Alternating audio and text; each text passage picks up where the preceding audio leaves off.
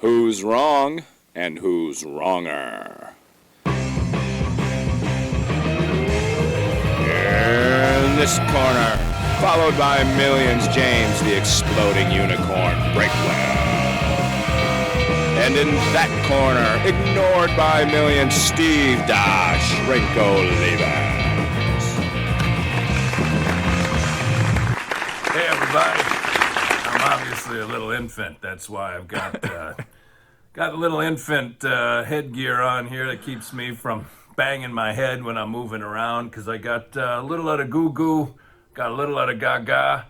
What I don't got is enough wrong and wronger in my life. And that's why we're here. That's why you're here, because you need to drink it in a little more of that Dr. Steve. And we got to put up with this guy over here, James the Exploding Unicorn Breakwell. And you got us both, because we're a package deal. Doesn't matter how much we despise each other. We come as a unit, and you are watching us both. This is the podcast where we argue about things that don't matter to anybody, and it certainly looks that way with the numbers each week. But James, how are you doing tonight?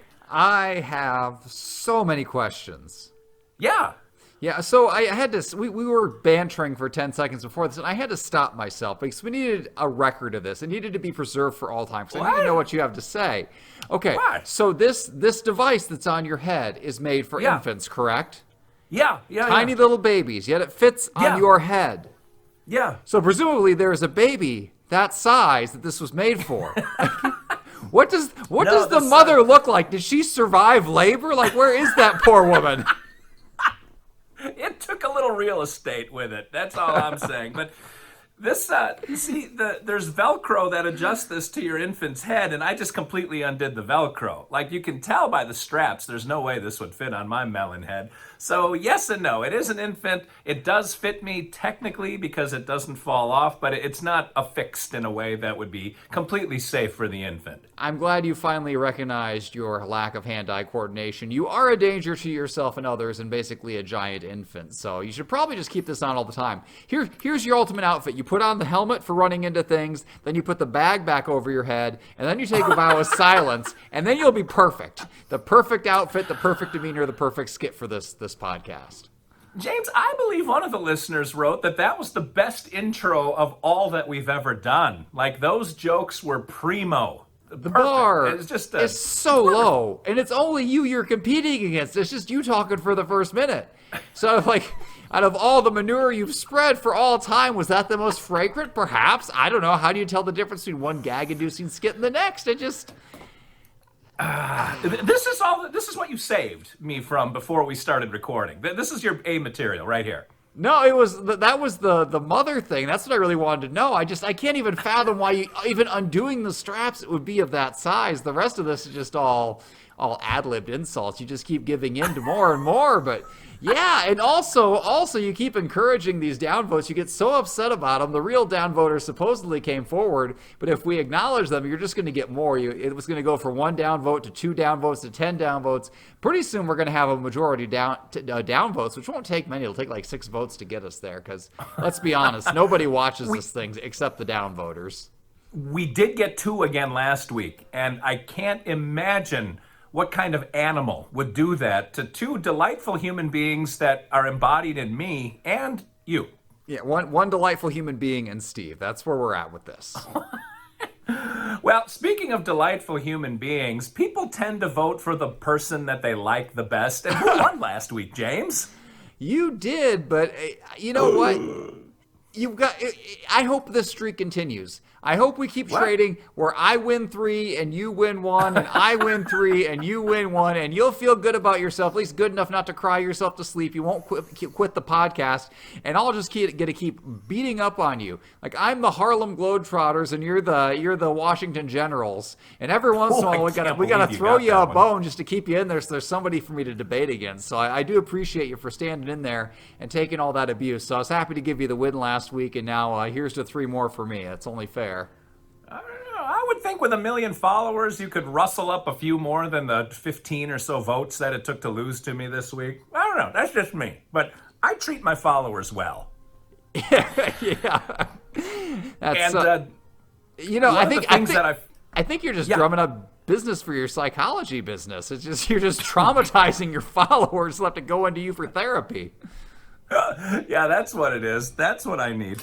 Yes. We did not introduce the topic this week, James. Speaking of my business and business attire, I'm wearing a corbata, a necktie this evening, as you notice. And the topic we will argue tonight does kind of center around sartorial splendor, like what I bring to the table every week. Yes, we're going to argue, do you start your outfit by building it around the pants or building it around the shirt? This is an interesting debate. Now, obviously, ladies, if you're going to wear a dress, it's sort of an irrelevant debate, but women wear pants and shirts also. What do you start with? The shirt or the pants? And I like that argument, but James, we do have to exchange compliments in the meantime, and as per usual, our time is ticking away in the background, but what compliment do you have for me? I would like to compliment you for having the oddest assortment of gadgets available at your fingertips. You are currently at your office where you do not see children or infants, yet you had an adult-size infant helmet just sitting around, ready for you to use, which again raises so many questions about what you do with that thing, but it was nonetheless there and you weren't afraid to admit it on camera, so good for you. I'm going to pan over to my hat collection, and I have there are all the hats that I have used while doing this podcast in the office. I have a similar pile of hats that I have used at my house that are sitting in my little studio closet. And yes, the hats, they just seem to fall like manna from heaven, James. I'm so glad you noticed and that you appreciate all that I bring to the show. I wanted to know, are those like tax deductible, or how do you keep buying these things? James, who has time to buy things when it's so much easier to just run out of the store screaming?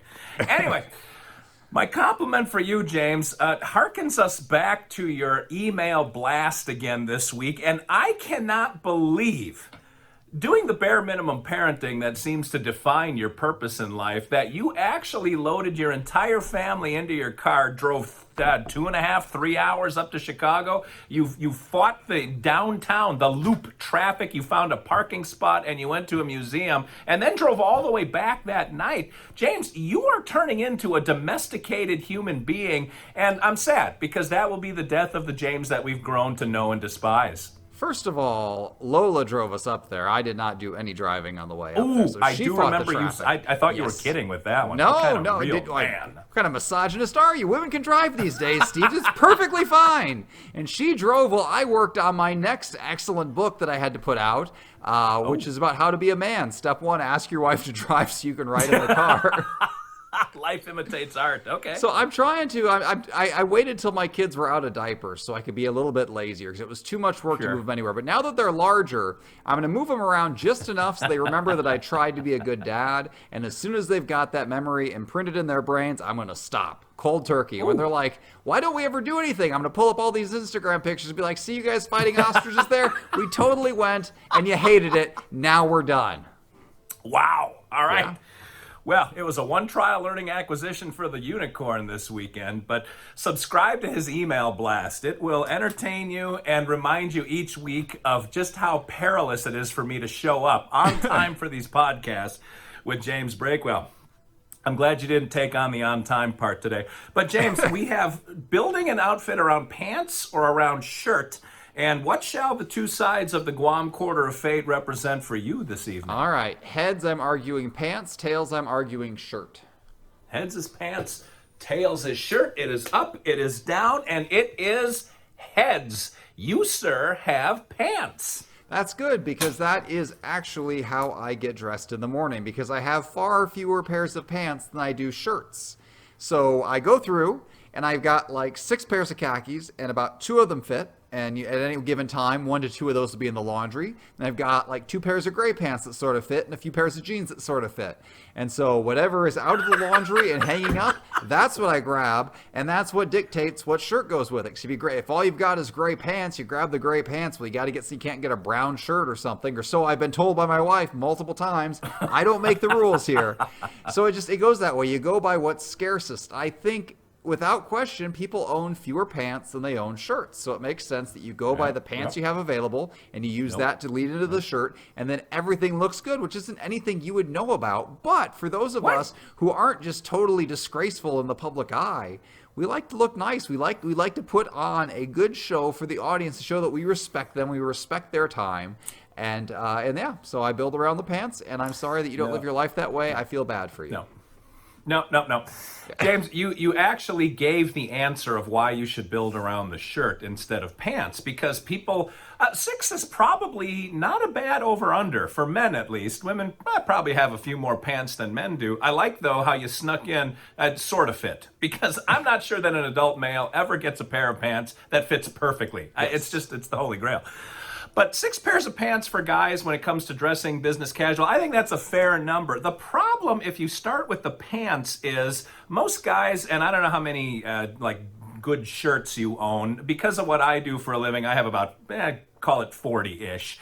If I was going to build it around pants, there are shirts that I may never wear because I'd forget they're there. That they have to be in a standard rotation, systemized. It's got to be routine so that I just go one shirt after the other. When they come back from the dry cleaning, they go on the end of the line. And that way I never miss a shirt. So the shirt has to be the foundation. And different shirts can match more than one pair of pants. And so I can kind of sit back and kind of stroke my chin for a minute while looking down my nose at my pants collection and think, is there one pair that I haven't worn in a while? If this shirt can go with 2 or 3 of the pairs of pants, I'm going to wear the one that hasn't been on for a while because I want to wear out my pants at kind of a roughly even rate. But the pants all get worn because I can control 6 better than I can control 40. The 40 have to go in a systemized way. That's why you start with the shirts. And I'll tell you what, too. Guys, at least, they wear ties sometimes. And I know ties are kind of out of style these days. I'll still don a tie once in a while. And the tie's got to match the shirt and the pants, too. Like, the tie is kind of the last piece of the puzzle, but the puzzle begins with the shirt. You might be one of those weird guys that also might work from the shoes up, that there's a pair of shoes you want to wear, so you kind of assemble the outfit around that. I don't know what's wrong with those people. They didn't get hugged as children. But the shirt is where it's at. James, I know you've got a lot of shirts, and I'll bet there are some shirts that you haven't worn since the late 90s because you forgot they were there. Put them in order. Just mow through them one at a time, man.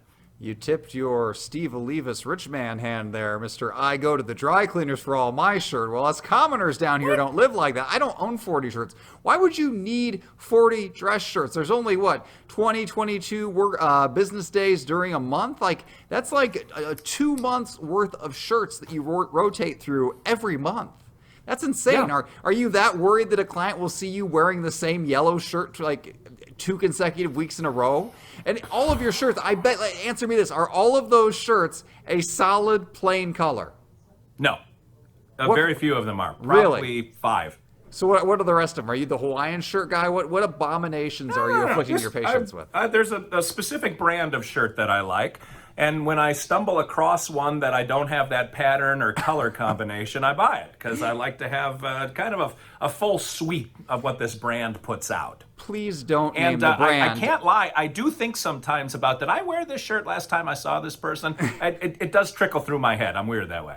I just don't name the brand because then you're going to kill their sales across the country. It's going to be a ripple effect by word of mouth. Don't buy this. You'll be as uncool as Steve. I start with pants because they're right in the middle because the pants determine what shoes I'm going to wear. I have 2 pairs of shoes. Geez. I have gray shoes and I have brown shoes. And depending on the color of pants, that dictates that. And it also dictates the color of the shirt. If I start with the shirt, you're limited. You can't wear every shirt with those colors of pants. I've only got a couple colors of pants, so I have to divide it that way. Also, it determines the belt. Your belt is not based on your shirt. God. Your belt is based. You don't have more than one belt. I own a Frankwell. brown belt and I own a black belt. I went to Walmart and I bought them the other day because I needed smaller ones. And I got them. They're brand new. I dropped like $20 total and I felt pretty stylish. But let me tell you something. The pants put everything together. You pick out the pants. That determines the belt color. That determines the shoe color. And then, and only then, do you go to the shirts. I can't think of it any way. If you go it the other way, it's chaos. You just grab a yellow shirt. You're like, what am I going to put with this now? Whatever Yes, random you can color go black of pants. with yellow. You can go blue with yellow. You have options, man. You have blue pants? Who has blue pants? Are you in the Navy? They are navy blue, ironically, so I suppose. I'm learning so much about what I don't want to wear right now. Who doesn't have navy blue pants? Normal people. I don't own a single pair God, of. paupers like you, maybe. Hobos even have navy blue pants. I've seen them. Finally, the elitism is coming out here. We got some class warfare. Us common folk down here with our 6 pants and 12 shirts and 2 shoes and 2 belts. That's what we've got, and you build it around the pants, and that's the way you dress in America. And I don't know what you're doing up there in quasi-Canada or wherever you're traveling around to that people need 40 shirts. South of you. Maybe. Yeah, but you travel all the time. You've been north of the border like 6 times this year. That's probably why you have so many Be in shirts. Winnipeg in a couple weeks. So Yeah, yes. you got to wear like 4 of those dress shirts at once. Then you got to pay to dry clean them all at the same time. Whereas if you just wore one shirt dictated by the pants, your life would be so much simpler. You'd have time. And I already know which shirt I'm bringing on that trip.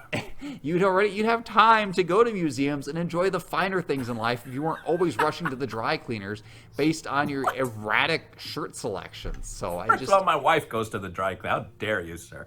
man, you don't let your wife drive. You make her do the dry cleaning. What's going on over there? Roll the dice and get me out of this before I get banned from YouTube and Twitter and SoundCloud and whatever else. Oh, the banning is coming, and it's going to 100% be because of you. Every week we get off the air, I'm like, wow, I can't believe Steve didn't get us canceled yet, but maybe this will be the week. We'll see. Maybe. Oh, God, we can only hope. All right, if you want to vote for James and picking out your pants first, vote for 58. If you want to vote for Steve, and whatever I roll, he's going to say, I always get that number. Vote for 28. Oh, that's my number. Yeah, of course it is. And if you want to throw your vote away, vote for 53. All right, 5s and 8s are wild this week. So, if you want to vote for James, combine both a 5 and an 8 and vote for 58. Jack Lambert will thank you for that. And nobody gets me, so I'm sure that that's falling on deaf ears. If you want to vote for Steve and all things that are systematized and normal, that keep order in the universe, vote for 28. And if you want to just throw your vote away and don't feel like throwing it away on Breakwell, you can vote for 53. Or whatever crazy 4th option he puts out there. I don't care because I come out a winner. I did this week, and I'm going to next week. Until next week, this is Steve Olivas, Dr. Steve, for James the Exploding Unicorn Breakwell, saying thanks for listening, thanks for watching, and remember, 2 wrongs can't make a right.